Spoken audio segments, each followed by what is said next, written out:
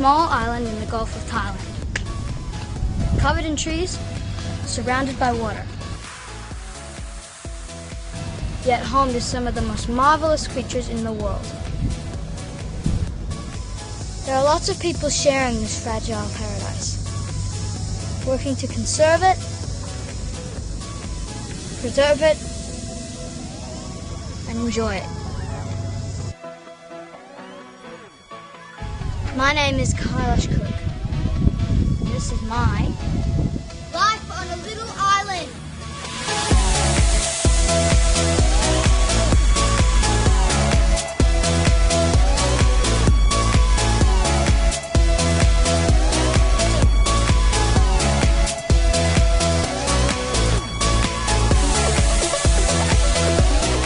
Did you notice that there's some kind of slow-growing coral on the ground? There is. It's a variety.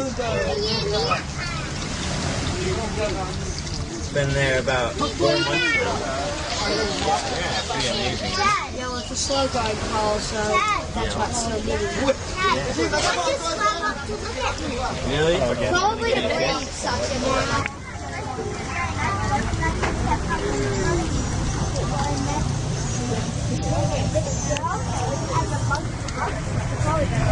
Yeah, you like something?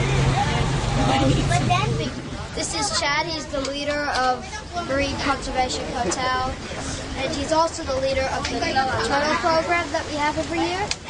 So where do these turtles come from, Chad?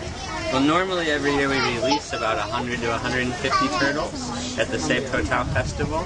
But this last year when we got them, they were all very sick. And they had lots of infections and bumps on them. And so the vet said that we shouldn't release them because they'll most likely die, but we should try to rehabilitate them. So they all came from Choom Pond to be released, but then we didn't release them. Well, what's the purpose of this anyway? Well, most turtles die in the first year. So if we have 1,000 turtles that hatch from eggs, the chances are only one of those will make it through the first year. So what we've tried to do is just get more of those turtles to make it through that first year so that we can help increase the amount of turtles that we have in the sea, because they're very threatened by overfishing and marine debris and other threats involving like pollution and oil.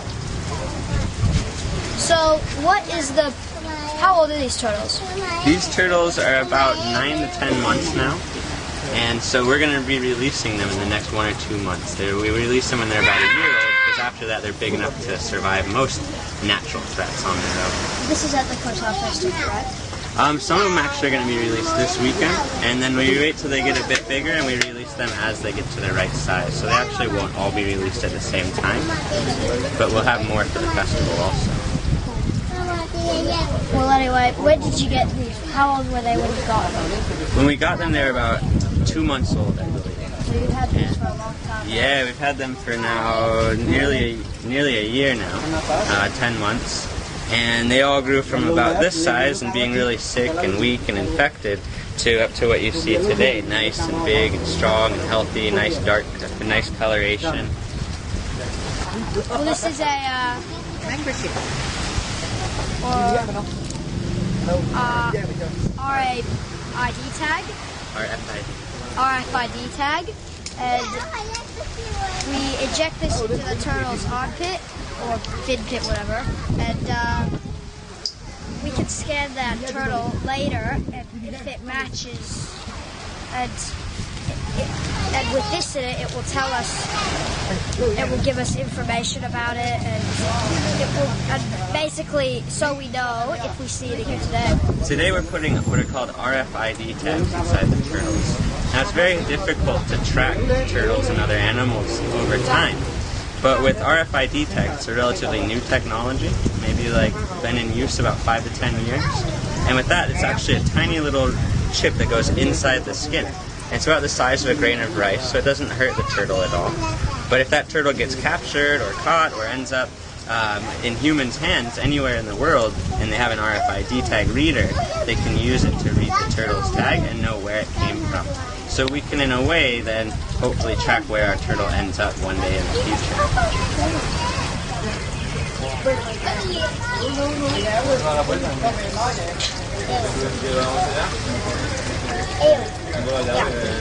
A turtle is sleeping.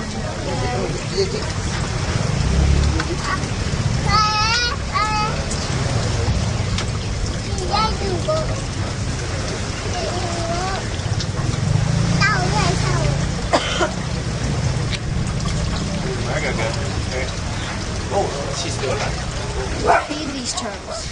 When they're young, when they're very, very young, they'll eat pretty much anything. They're what we call omnivores. And so they'll eat seaweed, they'll eat fish, they'll eat whatever's around.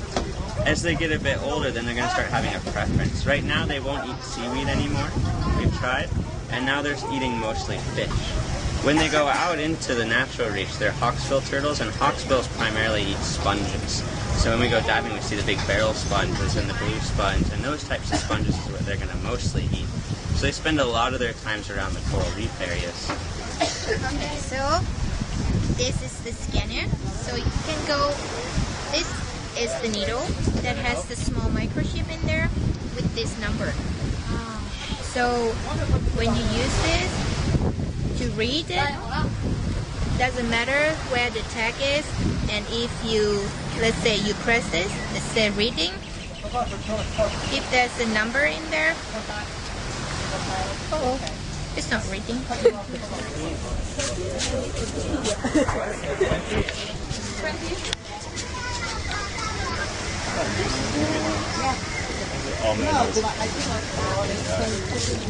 Last one.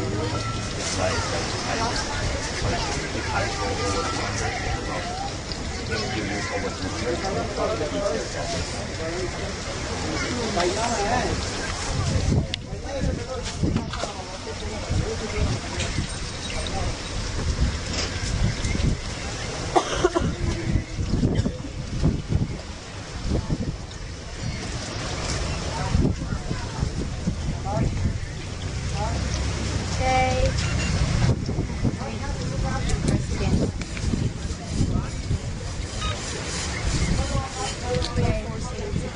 There you are, turtle. Wrong one. Oh, you're right. Since Koh Tao, translated in English, means turtle island, we should really try and keep our turtle populations high.